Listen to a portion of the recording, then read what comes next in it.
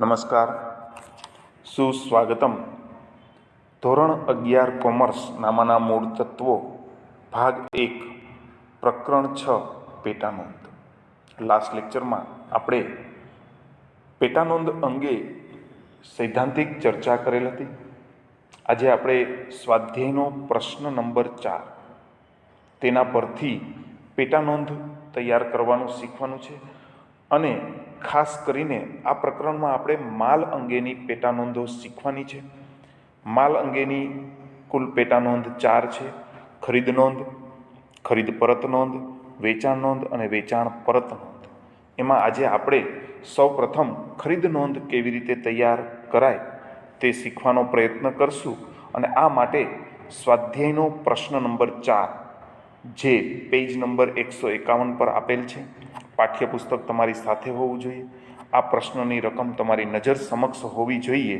જો ન હોય તો વિડીયો સ્ટોપ કરી સૌપ્રથમ પાઠ્યપુસ્તક લઈ લેવું અને આ રકમ તમારી નજર સમક્ષ રાખવી અને ત્યારબાદ આ વિડીયો લેક્ચર તમારે આગળ નિહાળવો કે જેથી તમને આ પ્રશ્નનો જવાબ જે સમજવાનો છે તે તમે સ્પષ્ટ રીતે સમજી શકો. તો હવે આગળ વધીએ તો તેની રકમ આ મુજબ છે. 2018 ઓક્ટોબરના આર્થિક વ્યવહારો આપેલ છે અને તેના પરથી સૂચના એવી આપેલ છે કે નીચે આપેલ વ્યવહારો પરથી શ્રી સુરેશના ચોપડામાં ખરીદ નોંધ તૈયાર કરો. પહેલો વ્યવહાર છે, ₹10,000નો માલ દીપક પાસેથી 1 માસની શાખ પર ખરીદ્યો. તારીખ 3નો વ્યવહાર છે કે ₹20,000નો માલ સરદાર સ્ટોર્સમાંથી 10% વેપારી વટાવે ખરીદ્યો. ભરતિયા નંબર એટલે કે બિલ નંબર 116 આપેલ છે. ભરતિયા નંબરનો સમાનાર્થી શબ્દ થાય બિલ નંબર. ત્યારબાદ તારીખ 7નો વ્યવહાર આપેલ છે કે ₹18,000નો માલ પંકજ પાસેથી રોકડેથી ખરીદ્યો. અહીં ખરીદ નોંધ તૈયાર કરતી વખતે આપણે એક બાબત ખાસ ધ્યાનમાં રાખવાની છે કે અહીં માલના ફક્ત ઉધાર વ્યવહારો જ નોંધવામાં આવશે. ફક્ત ઉધાર નહીં, માલના. અને અહીં ખરીદ નોંધ છે એટલે ખરીદીના જ ઉધાર વ્યવહારો આવશે.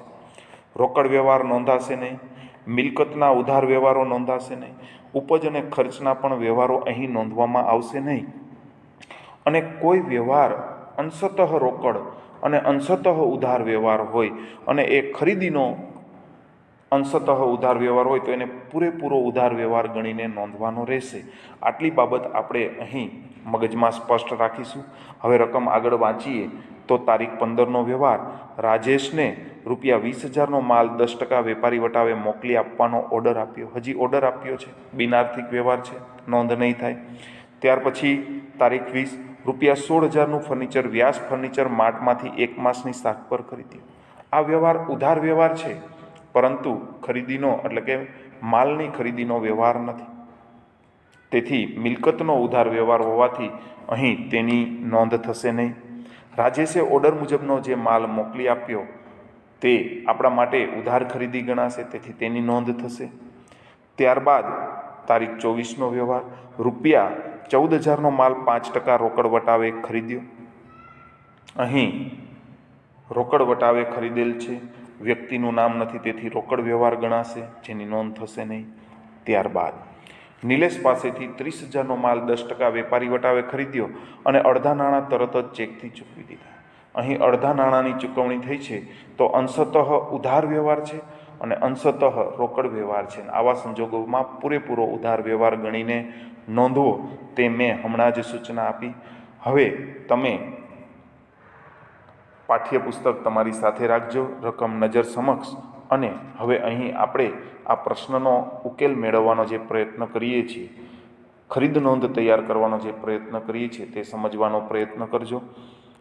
તો સૌપ્રથમ આપણે શીર્ષક કે મથાળું આ રીતે લખવાનું રહેશે કે શ્રી સુરેશના ચોપડે ઓક્ટોબર 2018ની ખરીદ નોંધ. ખરીદ નોંધ આ રીતે તૈયાર થશે. પહેલું કોલમ છે તારીખનું, બીજું વિગત અથવા વેપારીનું નામ, આવક ભરતિયા નંબર, ખાતાવહી પાના નંબર અને રકમ રૂપિયા. હવે સૌ પ્રથમ આપણે ઓક્ટોબરની 1લી તારીખનો વ્યવહાર છે એ આપણે વાંચીએ કે ₹10,000નો માલ દીપક પાસેથી 1 માસની શાક પર ખરીદ્યો. ખરીદીનો વ્યવહાર છે, ઉધાર વ્યવહાર છે, તેથી અહીં ખરીદ નોંધમાં નોંધ થશે. અહીં વિગતમાં વેપારીનું નામ લખવામાં આવે છે દીપક ખાતે. આવક ભરતિયા નંબર આપેલ નથી તેથી ડેશ, ખાતાવહી પાના નંબર આપેલ નથી તેથી ડેશ, અને 10,000નો માલ ખરીદેલ હતો તેથી રકમના ખાનામાં 10,000 નોંધવામાં આવશે. તો આવી રીતે ખરીદ નોંધમાં ઉધાર માલની ખરીદીના વ્યવહારો નોંધવામાં આવશે. ત્યારબાદ 3 તારીખનો આપણે વ્યવહાર વાંચીએ તો પાઠ્યપુસ્તકમાં તમે મારી સાથે વાંચજો. ₹20,000નો માલ સરદાર સ્ટોર્સમાંથી 10% વેપારી વટાવે ખરીદ્યો. હંમેશા વેપારી વટાવની રકમ તો બાદ જ કરી દેવાની, અને વેપારી વટાવની રકમ બાદ કર્યા પછી જે રકમ આવે તે રકમને જ ખરીદી કે વેચાણ ગણી શકાય. અહીં ખરીદી કરેલ છે 20,000ની, એના 10% તમે કેલ્ક્યુલેટરમાં ગણતરી કરશો તો 2,000, 20,000માંથી 2,000 બાદ કરશો તો 18,000. આ 18,000ની ખરીદી સરદાર સ્ટોર્સમાંથી ખરીદેલ છે, એટલે કે વ્યક્તિના નામનો ઉલ્લેખ છે, અને આ વ્યવહાર રોકડ છે કે ઉધાર એવી સ્પષ્ટતા ન હોય તો આ વ્યવહારને ઉધાર વ્યવહાર ગણવો તે આપણે આગળના પ્રકરણમાંથી શીખી ગયા છીએ. તો આ ઉધાર વ્યવહાર છે, માલની ખરીદીનો વ્યવહાર છે, તેથી ખરીદ નોંધમાં નોંધાશે. વિગતમાં વેપારીનું નામ લખવામાં આવશે સરદાર સ્ટોર્સ ખાતે. આવક ભરતિયા નંબર આપેલ છે 116 તેથી નોંધવામાં આવશે. ખાતાવહી પાના નંબર આપેલ નથી અને 20,000માંથી 2,000 બાદ કરીને 18,000 નોંધવામાં આવશે. ત્યાર પછી તારીખ 7નો વ્યવહાર રોકડ વ્યવહાર છે. 18,000નો માલ પંકજ પાસેથી રોકડેથી ખરીદ્યો. તો રોકડ વ્યવહાર છે તે પેટા નોંધમાં નોંધાતો નથી. ત્યારબાદ 15 તારીખનો વ્યવહાર છે એ બિન આર્થિક છે તેથી પણ નોંધાશે નહીં. વાંચીએ, મારી સાથે વાંચજો. રાજેશને 20,000નો માલ 10% વેપારી વટાવે મોકલી આપવાનો ઓર્ડર આપ્યો. અહીં ફક્ત આપણે ઓર્ડર આપેલ છે તેથી બિન આર્થિક વ્યવહાર ગણાશે. ત્યારબાદ 20 તારીખનો વ્યવહાર મિલકતનો વ્યવહાર છે. મિલકતના વ્યવહાર ખરીદ નોંધ, વેચાણ નોંધ એટલે કે માલ અંગેની પેટા નોંધમાં નોંધાતા નથી. છતાંય આપણે રકમ વાંચી લઈએ કે ₹16,000નું ફર્નિચર વ્યાસ ફર્નિચર માર્ટમાંથી 1 માસની શાક પર ખરીદ્યો. તો આ વ્યવહાર ઉધાર ખરીદીનો છે પણ માલની ખરીદીનો વ્યવહાર નથી, તેથી અહીં નોંધાશે નહીં.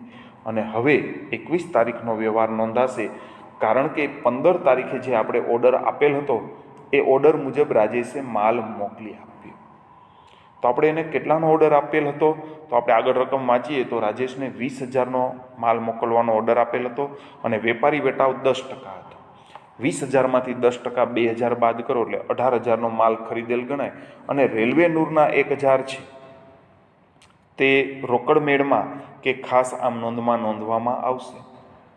અહીં રેલવે નૂરના રકમ જે છે એ સુરેશે રોકડેથી ચૂકવેલ હોય તો રોકડ મેળમાં નોંધાય, અને પછી ચૂકવવાની હોય તો તેને ખાસ આમ નોંધમાં નોંધવામાં આવે છે.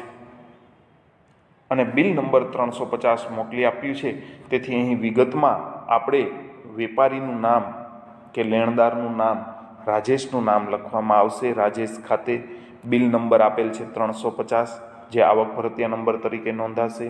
ખાતાવહી પાના નંબર આપેલ નથી અને રકમમાં 18,000 આવશે. ત્યારબાદ 24 તારીખનો વ્યવહાર જોઈએ તો ₹14,000નો માલ 5% રોકડ વટાવે ખરીદ્યો. અહીં વ્યક્તિનું નામ નથી તેથી આ વ્યવહાર રોકડ વ્યવહાર છે. રોકડ વ્યવહારની અહીં નોંધ થાય નહીં. અને ત્યારબાદ 25 તારીખનો વ્યવહાર જોઈએ તો નિલેશ પાસેથી 30,000નો માલ 10% વેપારી વટાવે ખરીદ્યો અને અડધા નાણાં તરત જ ચેકથી ચૂકવી આપવામાં આવ્યા છે. તો 25 તારીખનો વ્યવહાર 30,000નો માલ 10% વેપારી વટાવે ખરીદ્યો. 30,000ના 10% 3,000 થાય, તેમાંથી બાદ કરો એટલે 27,000ની ઉધાર ખરીદી ગણાય. હવે અહીં ઘણા વિદ્યાર્થીઓ ભૂલ કરે છે કે અડધા નાણાં ચૂકવેલ છે તો 27,000ના અડધા નાણાં કરે, 50% નાણાં કરી અને 13,500 નોંધતા હોય છે. પરંતુ અહીં આ વ્યવહારને પૂરેપૂરો ઉધાર વ્યવહાર ગણી લેવો તેવી સૂચના છે, તેવો નિયમ છે, અને તેનું પાલન કરવા માટે આપણે આ 25નો વ્યવહાર આ રીતે નોંધશું. વિગતમાં નિલેશ ખાતે વેપારીનું નામ, બિલ નંબર આપેલ નથી, ખાતા વહી પાના નંબર પણ નથી, અને અહીં પૂર્ણ રકમ 27,000 નોંધવામાં આવશે. ત્યાર પછી તારીખ 26નો વ્યવહાર મારી સાથે વાંચજો કે ચિરાગ પાસેથી ₹15,000નો માલ 10% વેપારી વટાવે અને 5% રોકડ વટાવે ખરીદ્યો. નાણાં તરત જ ચૂકવી આપ્યા. જ્યાં તમામ નાણાં તાત્કાલિક ચૂકવી આપવામાં આવે છે તેને રોકડ વ્યવહાર ગણવામાં આવે છે, અને આ રોકડ વ્યવહાર માલ અંગેની પેટા નોંધમાં ક્યારેય નોંધાતા નથી. તેથી તારીખ 26નો વ્યવહાર નોંધાશે નહીં. ત્યારબાદ તારીખ 30નો વ્યવહાર મારી સાથે વાંચજો પાઠ્યપુસ્તકમાં કે નીતિન પાસેથી 40,000નો માલ ખરીદ્યો, બિલ નંબર 151. અહીં પણ આ વ્યવહાર રોકડ છે કે ઉધાર તેવી સ્પષ્ટતા નથી, પરંતુ આ માલ નીતિન પાસેથી ખરીદ્યો છે એટલે કે વ્યક્તિના નામનો ઉલ્લેખ હોય ત્યારે ઉધાર વ્યવહાર કે શાખનો વ્યવહાર ગણવો. આવો આપણે આગળ નિયમ શીખી ગયા છીએ, તો નિયમ અનુસાર આ ઉધાર વ્યવહાર ગણાશે. ઉધાર વ્યવહાર માલની પેટા નોંધમાં સમાવાય છે. ખરીદીનો વ્યવહાર છે જે ખરીદ નોંધમાં સમાવવામાં આવશે. તો તારીખ 30 વિગતમાં વેપારીનું નામ નીતિન ખાતે, બિલ નંબર આપેલ છે 151, અને ખાતા વહી પાના નંબર નથી, અને રકમમાં આપણે નોંધશું 40,000. તો અહીં ખરીદ નોંધ તૈયાર કરવા માટે આ સુરેશના ચોપડે ઓક્ટોબરના તમામ આર્થિક વ્યવહારો પૂર્ણ થાય છે, અને તમામ વ્યવહારોની નોંધ ખરીદ નોંધમાં જે સમાવવામાં આવતા હતા તે તમામ આર્થિક વ્યવહારની નોંધ થઈ ગઈ છે. ત્યારબાદ આપણે અહીં રકમનો કુલ સરવાળો કરવાનો, જેને કુલ ઉધાર ખરીદી તરીકે ઓળખવામાં આવે છે. તો કુલ ઉધાર ખરીદી આપણે સરવાળો કરશો કેલ્ક્યુલેટરમાં તો તમને 1,13,000 મળશે. તો અહીં સ્વાધ્યાયનો પ્રશ્ન નંબર 4 પૂર્ણ થાય છે. વિદ્યાર્થી મિત્રો, આ સ્વાધ્યાયના પ્રશ્ન નંબર 4 પરથી માલ અંગેની પેટા નોંધમાં ખરીદ નોંધ કેવી રીતે તૈયાર કરાય તે આપણે અહીં શીખવાનો પ્રયત્ન કર્યો. આશા રાખું છું કે આ તમામ બાબત તમને સમજાઈ ગઈ હશે, અને એવી અપેક્ષા સાથે મારું લેક્ચર અહીં પૂર્ણ કરું છું. આભાર અને અસ્તુ.